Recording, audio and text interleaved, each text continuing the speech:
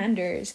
With college applications around the corner, you want to make sure that you are considering who is going to be your recommender for your college applications, for scholarship applications, whatever it may be. Right now is really a great time to start brainstorming who is going to be your recommender and who you would want to write a letter about you, write about your accomplishments, and so on. So, why do you need a recommender? Most colleges require students to submit a letter of recommendation. Depending on what school you're applying to, some may need a letter of recommendation, some may not. It may be specific to whatever program you're planning on attending. It may be for a scholarship. Regardless, it's always good to have a letter of recommendation on hand, just in case you might need it for something. So, how to pick a recommender? Pick a teacher you have had recently and had a good experience with.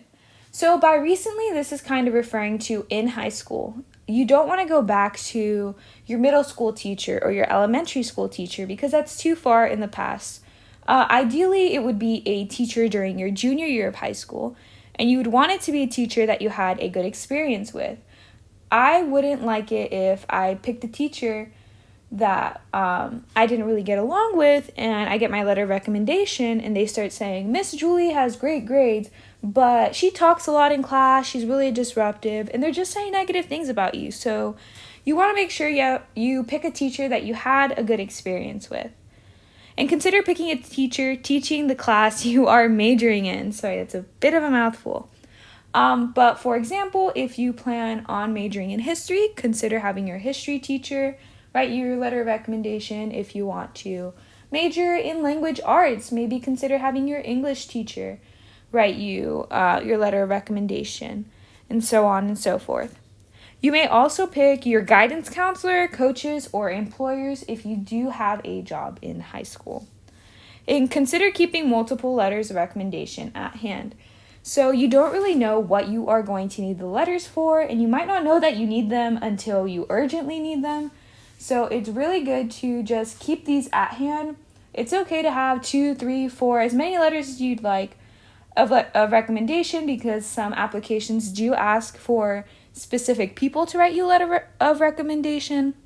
I know some scholarships ask for your counselor and a teacher. Some ask for a teacher and an employer. Whatever it may be, it's good to have them at hand and to ask for them ahead of time so you're not rushing the person 2 days before you need the letter of recommendation. You're just like, come on, I need the letter, because nobody likes being rushed. Questions to ask yourself when picking a recommender. What would this person say about me?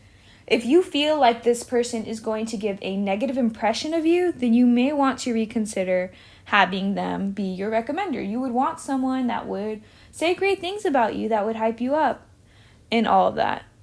So do I know this person well enough to write about me?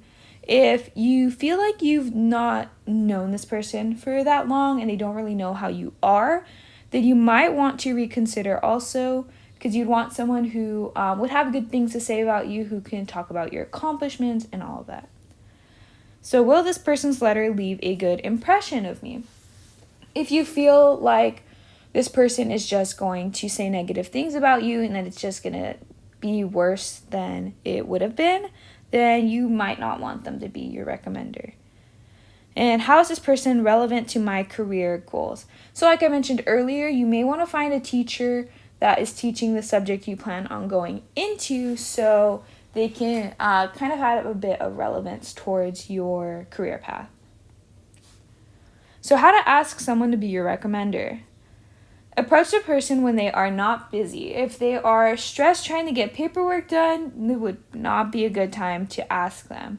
You can maybe send them an email, give them a phone call, make sure you are polite, using proper etiquette, and all of that, because they are doing you a favor at the end of the day. Have a copy of your resume on hand. So this person might know you personally, but they might not remember every little specific thing you have done, every accomplishment you've gotten. So it's important to have a copy of your resume so you can hand them and be like, hey, this is what I've done, these are my accomplishments, these are awards that I've won, just so they kind of have a base to run with. And understand that if they do not want to write your letter, it is okay. So some people just really don't have the time to write a letter of recommendation, and there's nothing wrong with that. They can be time consuming, and some people just don't want to bother with it, and that's okay. Just go on and ask another person. Don't bug them, except that if they say no, then that means no.